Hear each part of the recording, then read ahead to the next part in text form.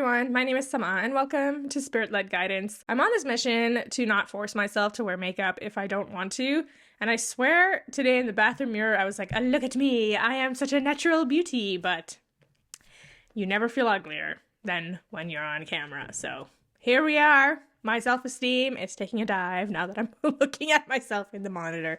It's okay. You know what? Don't look at my face. Listen to my words. Today, I wanted to talk to you about what I consider to be like the number one thing to make you very desirable to be around. And I don't mean that in like a sexy, attractive way. I just mean that you become this wellspring of people feeling safe and happy and warm around you. My number one tip to being a good friend, a good family member, colleague, etc., is to foster an environment of zero obligation.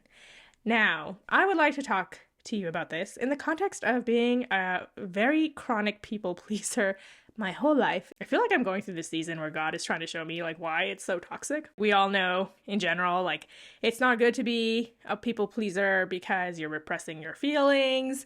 You're not meeting your needs when you're saying yes to everyone else except yourself.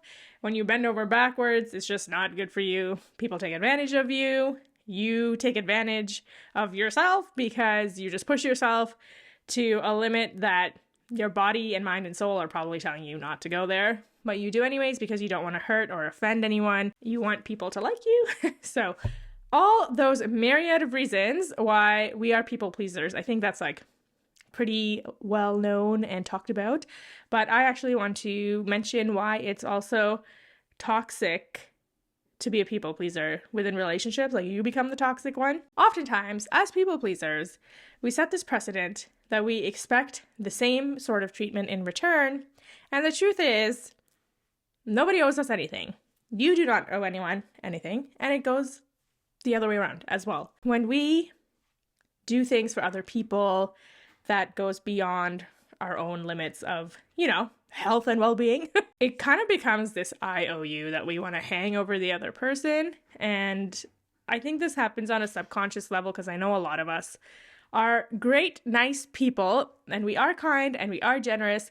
But if we don't rein that in and if we overextend those strengths, we start to build up resentment in our relationships, and it kind of becomes like this poison because it becomes like this whole, I scratched your back, now I expect you to scratch my back when I need it. I'm only saying all this because I am a people pleaser and I can see how I develop resentment and contempt for people who are not willing to bend over backwards for me, because it's like, okay, so then all that karma farming that I did, like, being a good person against my own wishes amounts to nothing. Maybe that's true, but that's a me problem, right? It's not the other person's responsibility to go beyond their means, just because that's something I would do. Be okay with people saying no to you, and the less you take rejection personally, then the easier it becomes for you to say no without feeling like you need a valid, justifiable reason. Last week, I hurt my eye. It was such a stupid story. I went to sleep against my pillow. I'm a side sleeper, and for some reason, the way I felt, like I was asleep, the way I was lying down, the pillow like pulled my eyelid open like this. So literally like a full night's sleep later, I woke up and this eyeball was like completely dried out and it was so painful. I do not recommend. It took like a couple days to recover, but in any case, that injury was almost like a godsend because it gave me an excuse to get out of like certain commitments. What a stupid thing to think, like when you're sick, you're like, yes, I'm so happy that I'm sick and injured so that I don't have to do this thing that I promised someone I would do. Don't do this, okay? It's so bad. It's so toxic. Like, I should just learn to say no. And if the reason is because I don't want to or I'm too tired, then so be it. I have a very good friend who literally, like, I could be like, hello, I don't want to come over anymore and see you because I just feel kind of low today. And she is like the most nice, understanding, supportive person in the world. And she's like, oh, I completely understand. You just take it easy. And she is also secure enough in herself to say the same to me. So she will literally just cancel plans and be like, you know what, I'm just really not feeling like in the mood. And overall, like, she's a reliable person. She's not flaky in that every single time she doesn't want to meet, she just says, no, I'm not feeling like it. Like, she is still very good at following through when she, is feeling okay. But we all have our own challenges with mental health in our lives. And like, this particular individual is so good. She's just so honest, right? She's honest. She's vulnerable. She says, look, I can't do it today. I'm going through anxiety or whatever. And God bless her for being so good and such a good role model to me. And I suggest we all do the same thing. Let's all be like Jen in that we are okay knowing when we are being pushed too far in whatever area of life, and that we just need to step on the brakes, just take a day to sit on our couch in our jammies, just fester in our own filth and take some time off. That's perfectly all right.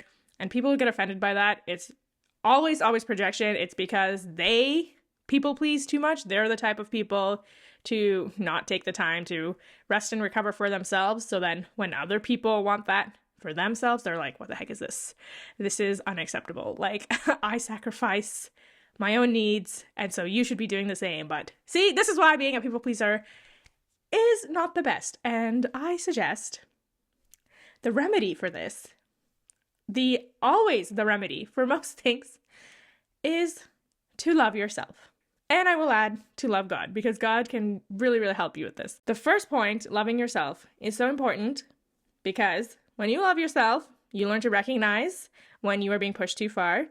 You are more willing to say no to others because you are serving yourself. You are being a people pleaser to yourself in those moments. And when you love yourself, you also don't take it personally. When other people say they can't see you or they don't reply to your text or, for XYZ reasons, they're flaking out on whatever you needed them to do for you. That's okay, right? Because you love yourself, because you're like, okay, I don't need this person's company. I don't need this person's help. I have a fulfilling, rich, meaningful life around me. So if it is like a task that I need help with, I can lean on someone else, or I can put it off until someone's available to help me.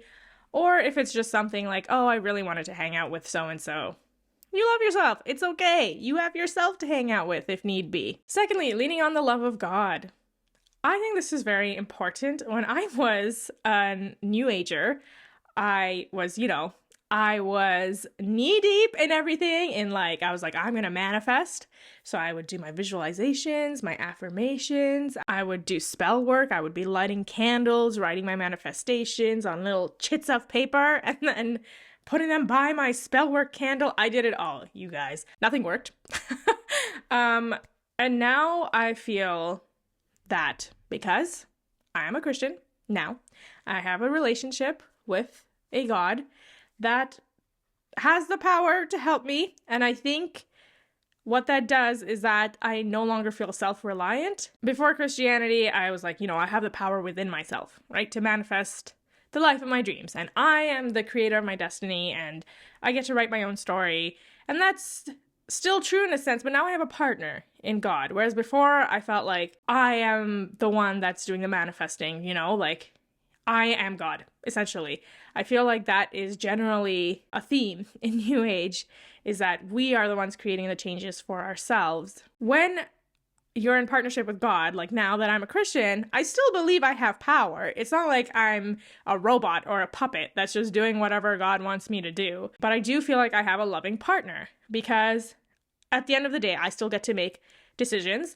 God has gifted me free will, but now I feel that I have an all-powerful God that is helping me and guiding me when I am not enough, because the truth is I am not enough. And I think a lot of the problems we have in today's society in terms of mental health and stuff is just like we are taught or we learn through pop culture or whatever, right? That like we are the masters of our destiny, and so it's up to us. And like we're all alone in this, and if you just work hard enough and dream big enough, you will manifest everything you desire. I don't have that power, okay? And I'm a very broken person in many ways. Like I am so inadequate in so many areas of my life. And I basically think that's what the whole Christian belief in like sin is. Like I don't necessarily think that sin is as heavy as a word as we make it, in that like sin means that you're this like depraved individual and you just do heinous crimes all the time. Like, to me, sin just means that I think I am God enough to get through life on my own. When I realize that that does not work and that it's not the case, that's when my relationship with God kicks in, and God is like, you know what? I will help you because I have a greater understanding than you do, and I'm the creator. So you are my creation. You are not the creator. And so just leave it to me. Like, that's what I feel like God does in my life. And it is a huge relief. I cannot tell you how nice it is to know that it is okay that I'm weak and broken, because I was made to be reliant on a higher power. I was not made to fix everything on my own. Knowing that I'm a partner in a partnership and not like the sole proprietor of my life is very nice. It's very helpful. It helps me to relax. And hopefully, if you believe in God, you can also really understand that it is a partnership where God will help you manifest your desires. However, he has a better understanding of the bigger picture. So if it's wrong for you, if it's going to hurt you in the end, if it's not going to help you in the long run accomplish your dreams, he's not going to let it happen. And once you realize that this is not just a partner, not just a powerful partner, but a partner that you can trust, right? You have to build trust because you have to know that if things are not working out, it's because your partner, who is more powerful than you, who has a greater understanding than you, is doing it for a reason. Thank you for letting me jabber on about this topic, but essentially, self-love. Love yourself. Let others love themselves. So if you say no to each other, it's all good. And, you can come back around when you're both feeling like you want to see each other, because obligation in relationships is so stupid. Like, it's just so bad for relationships. Like, no matter what kind of a relationship it is, romantic, familial, just friendships, you should want to be with the other person.